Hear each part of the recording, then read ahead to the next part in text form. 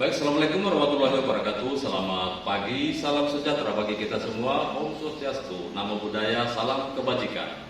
Pada hari ini Puskesmas Sanggurara kedatangan tamu yang istimewa yang kita kemas dalam acara wawancara eksklusif bersama pejabat pemerintah Kota Palu. Yang pertama adalah narasumber kita Bapak Didi Bakran SH MSI, dan yang kedua Kepala Dinas Kesehatan Kota Palu Dr. Husaima MMMKes, untuk membicarakan tentang apa dan bagaimana pelaksanaan vaksinasi untuk pemerintah di lingkungan pemerintah Kota Palu, utamanya khususnya pada hari ini, pada pagi hari ini pelaksanaan vaksinasi dilaksanakan di Puskesmas Sanggurara. Untuk itu, mari kita saksikan bersama wawancara eksklusif bersama kedua narasumber kita pada pagi hari ini. Baik, terima kasih. Assalamualaikum warahmatullahi wabarakatuh. Selamat siang, salam sejahtera bagi kita semua. Om Swastiastu, Namo Buddhaya, salam kebajikan. Salam sehat. Pada hari ini Puskesmas Sanggurara kedatangan tamu untuk menanyakan atau membicarakan tentang apa dan bagaimana vaksinasi, pelaksanaan vaksin untuk di pemerintahan Kota Palu. Baik, yang perkenalkan telah hadir di Puskesmas Sanggurara di tengah-tengah kita, yang ini Bapak Kepala Dinas Kesehatan Kota Palu Dr. Husaima MMMKes. Assalamualaikum warahmatullahi wabarakatuh. Baik, narasumber kita yang kedua Bapak Didi Bakran SH MSI. Assalamualaikum warahmatullahi wabarakatuh. Selaku Inspektur Inspektorat Kota Palu. Baik, tidak memperpanjang lebar kita, pada hari ini kita akan menanyakan langsung tentang pelaksanaan vaksinasi, program vaksinasi untuk warga yang ada di Kota Palu. Untuk pertanyaan pertama, kami minta kesediaan Pak Kadis untuk bisa menjawab. Dalam hal vaksinasi pertama, kan kemarin sudah dilaksanakan Pak Kadis ya, sudah dilaksanakan. Kemudian ini ada vaksin lagi yang kedua. Ini tujuannya apa? Bagaimana tujuan untuk vaksinasi yang kedua? Apakah tidak cukup dengan vaksin yang pertama? Mohon penjelasan Pak Kadis. Terima kasih. Jadi, Assalamualaikum warahmatullahi wabarakatuh. Selamat pagi, salam sejahtera buat kita sekalian. Om Swastiastu, para pendengar di mana saja berada, bahwa vaksin pertama itu gunanya adalah untuk memperkenalkan virus itu dalam tubuh, mengenali, kemudian mengaktifkan dan mengingat bahwa virus ini adalah musuh tubuh. Nah, 2 minggu kemudian dilakukan booster untuk memperkuat yang pertama. Jadi vaksin pertama bukan berarti tidak efektif, tetapi kita harapkan bahwa yang menurut penelitian WHO 65% itu diharapkan bisa meningkat sampai 100%, artinya kemampuan tubuh untuk menangkal virus COVID dengan booster yang kedua ini. Sekali lagi saya katakan bahwa pertama tubuh mengenal virus COVID. Setelah mengenal, maka akan memerintahkan tentara-tentara tubuh untuk membuat antibodi untuk melawan virus COVID. Dan yang ketiga, mengingat ada memori yang disimpan dalam tubuh, sehingga pada saat ada virus itu masuk kembali dalam tubuh, maka insya Allah tubuh sudah mampu untuk bereaksi, merespon virus itu, dan dalam waktu yang sesingkat-singkatnya bisa dilawan oleh tubuh. Seperti itu hakikatnya, sehingga perlu di booster untuk kedua kalinya. Ya. Baik, lanjut Pak Kadis. Untuk masih ini mohon maaf ini Pak Bakran, masih dengan Pak Kadis kita. Untuk Kota Palu sendiri, apakah memang sudah punya target tersendiri untuk pelaksanaan vaksin ini, dan seberapa banyak realisasi yang sudah dilaksanakan di pemerintah Kota Palu? Ya, jadi memang berdasarkan data yang ada di SDMK Dinas Kesehatan, sekitar 5.300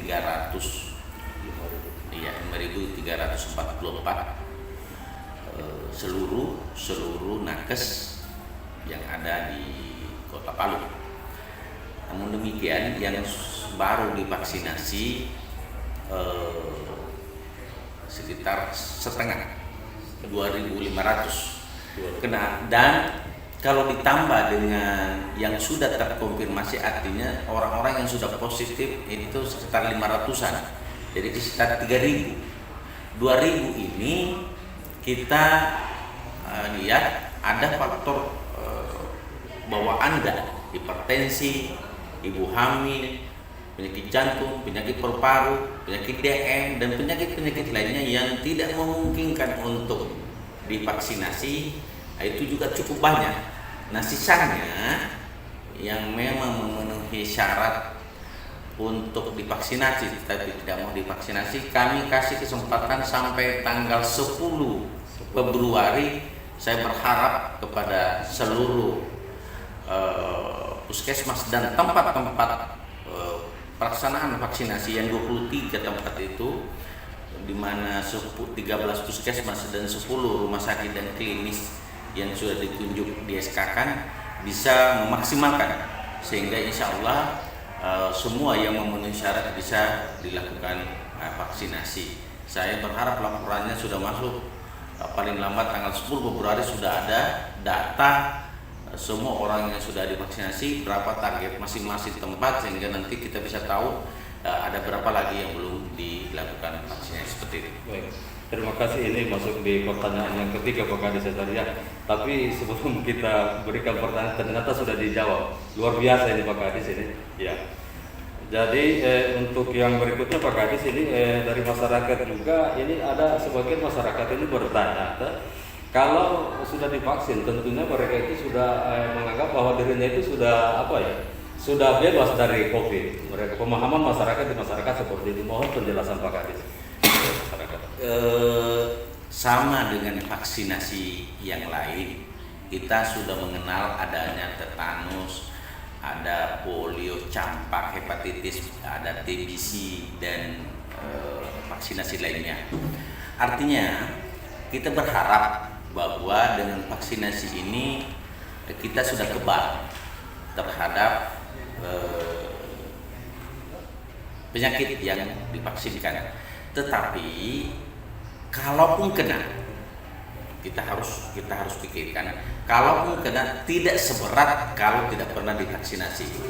Tetapi bukan tidak berarti 100% tidak kena.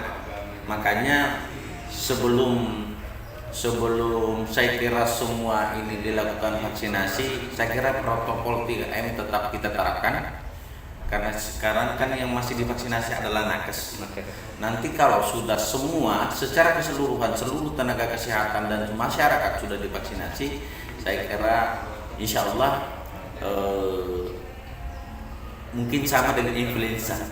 Influenza dulu juga memakan korban sekitar 15 juta seluruh dunia waktu baru masuk, tetapi dengan seiring berjalannya waktu masyarakat akan kebal dengan virus influenza.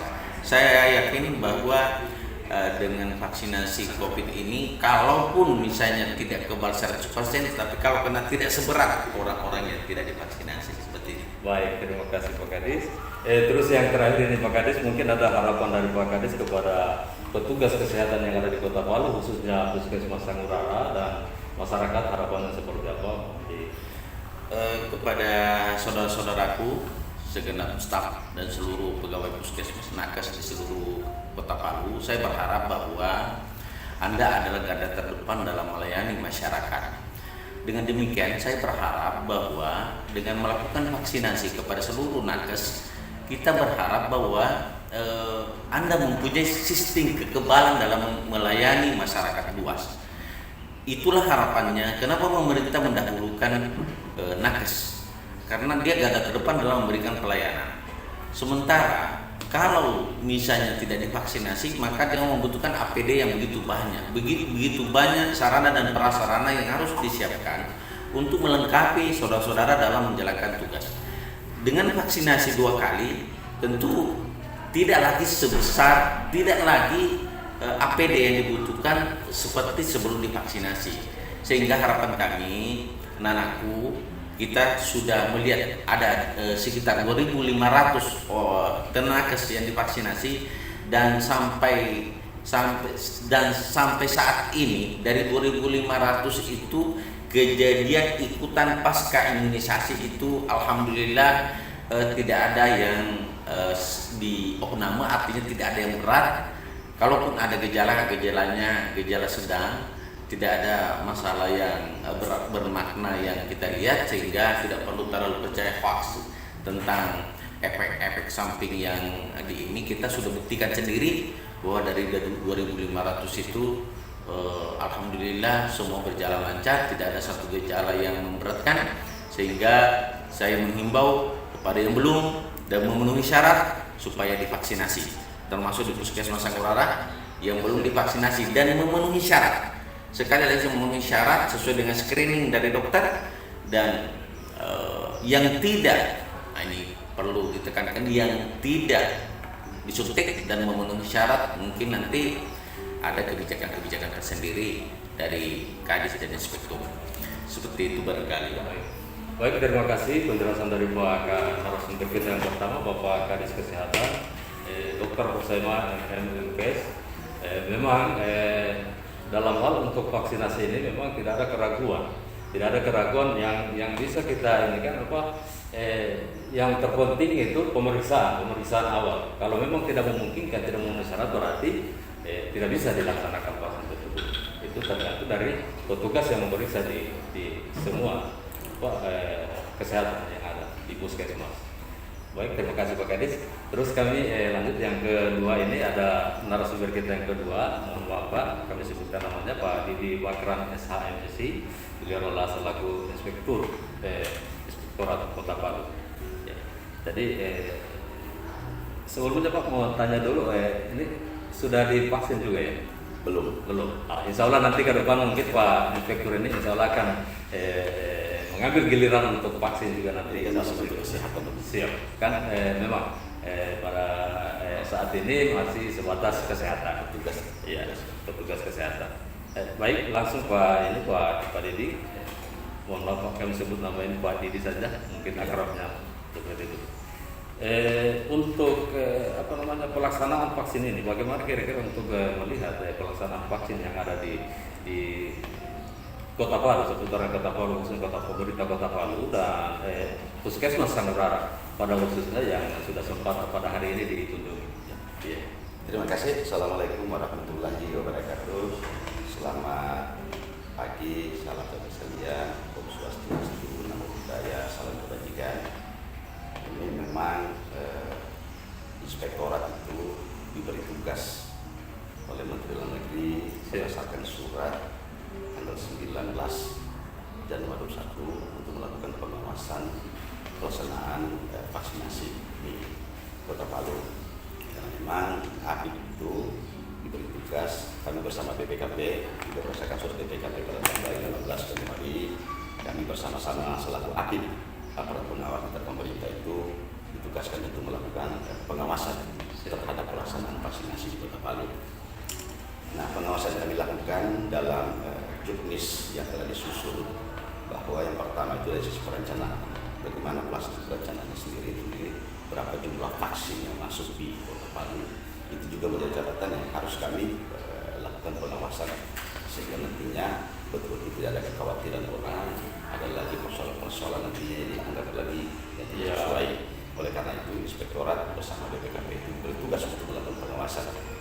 Kemudian yang kedua adalah kita melakukan monitoring. Seperti lakukan hari kita lakukan monitoring itu langsung itu di puskesmas, di 13 puskesmas, 14 puskesmas di Kota Palu, kemudian di semua rumah sakit. Nah, hanya memang kami membagi antara inspektorat dan BPKP itu sudah ada pembagian kami, bahwa inspektorat itu mendapat sekitar 8 puskesmas yang kami awasi dan 1 rumah sakit.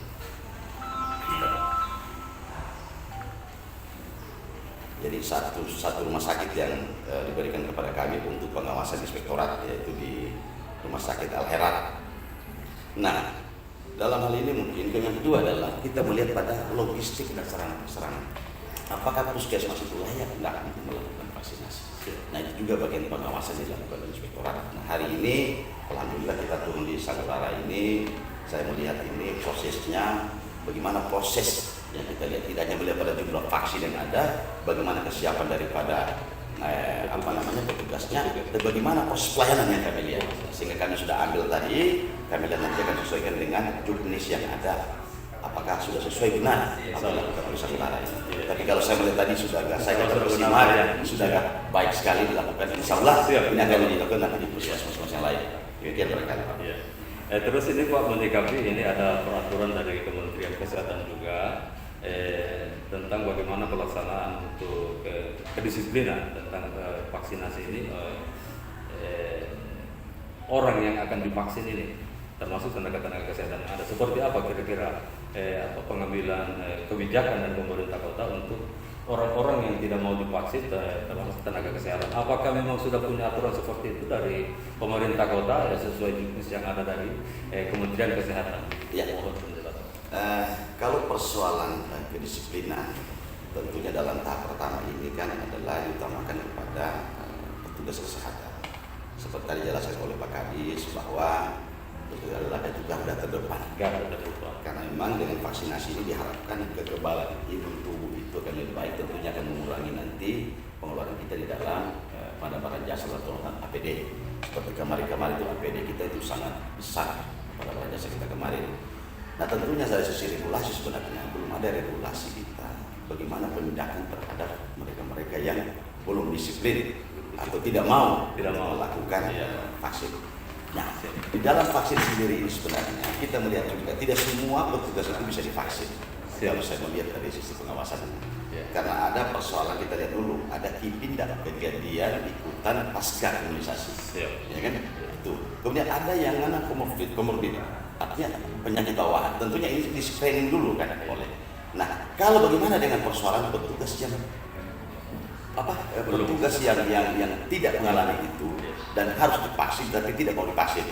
Nah, tentu dari sisi regulasi itu belum ada, kita belum berani kita bicara harus dipaksakan, khawatirkan ada pelanggaran HAM nantinya kita akan dipersoalkan.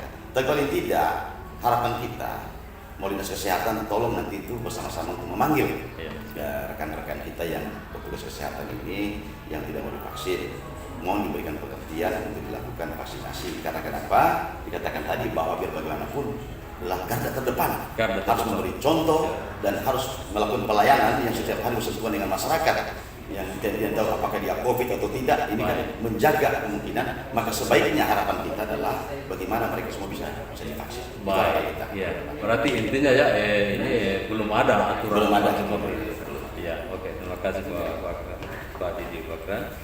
Kemudian untuk yang terakhir ini Pak Didi, mungkin ada harapan-harapan sesuai dengan juknis yang sudah dikeluarkan oleh Kementerian Kesehatan. Mungkin ada harapan-harapan seperti apa yang bisa disampaikan ke masyarakat Kota Palu khususnya, utamanya petugas kesehatan yang ada. Ya, harapan inspektorat paling tidak pelaksanaan vaksinasi di Kota Palu ini insya Allah berjalan lancar. Dan tentunya harapan kami kepada masyarakat juga percaya bahwa ini betul-betul dilakukan secara baik, karena memang di dalam ini adalah proses pengawasan dilakukan oleh inspektorat ini sangat ketat bersama BPKP ini, sehingga melihat dari sisi pengadaannya, kemudian sisi proses pelaksanaannya itu berjalan seperti yang kita harapkan. Tentunya harapan kita ya, sekali lagi mudah-mudahan garda terdepan kesehatan ini betul-betul haruslah dilaksanakan untuk vaksin terhadap mereka. Wah, tapi sebelumnya sebelum kita akhiri narasumber kita pada siang hari ini, perlu kami informasikan bahwa Kepala Dinas Kesehatan Kota Palu yang kedua kali pada hari ini melakukan vaksin yang kedua di Puskesmas Sanggurara. Dan untuk Pak Bakran sendiri, kan Pak Didi Bakran sendiri karena memang belum sampai ke situ untuk vaksinnya, insya Allah ke depan nanti siap juga untuk divaksin. Harapan kita ke depan kalau memang mungkin tidak hanya untuk kesehatan, ada kan aturan tenaga kesehatan, kemudian TNI dan petugas-petugas TNI Polri. Tapi paling tidak harapan kita adalah bagaimana masyarakat ke depan juga bisa divaksin. Kira-kira seperti itu. Jadi Masih ada penunjuk. saya kira saya menjadi contoh. Saya alhamdulillah divaksinasi 2 kali dan alhamdulillah dalam keadaan aman dan terkendali. Jadi menjadi satu contoh buat segenap tugas kesehatan dan seluruh masyarakat bahwa vaksinasi ini untuk pribadi saya dalam keadaan aman dan terkendali. Insya Allah semoga masyarakat dan seluruh nakes yang lain juga nanti seperti, dan itu tidak akan dilakukan vaksinasi jika ada faktor X yang menghalangi untuk dilakukan vaksinasi. Jadi ingat tuh bahwa tidak semua masyarakat divaksinasi yang memenuhi syarat saja. Tidak perlu takut.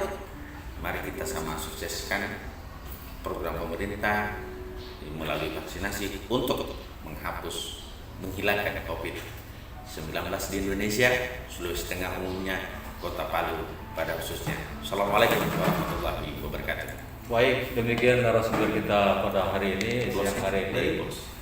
Mungkin ada closing statement juga, Pak? Ya. Oke, ya, siap. Harapan kita, kesehatan adalah hal yang terpenting. Siap. Bangsa bisa berkehidupan tegak jika masyarakatnya sehat. Kita bisa bekerja dengan baik. Siap. Kita sehat. Oleh karena itu, kesehatan adalah yang terpenting. Kalau memang ini persoalan COVID ini, kalau memang bisa kita lakukan vaksinasi terhadap masyarakat, insya Allah kita akan lebih baik. Ini harapan kita ke depan. Baik, demikian tadi closing statement dari kedua narasumber kita sudah mewakili untuk kesimpulan pada pertemuan kita pada siang hari ini dengan para narasumber yang telah hadir di Puskesmas Sanggurara pada siang hari ini. Demikian kami ucapkan wabillahi taufiq wal hidayah. Wassalamualaikum warahmatullahi wabarakatuh. Salam sehat.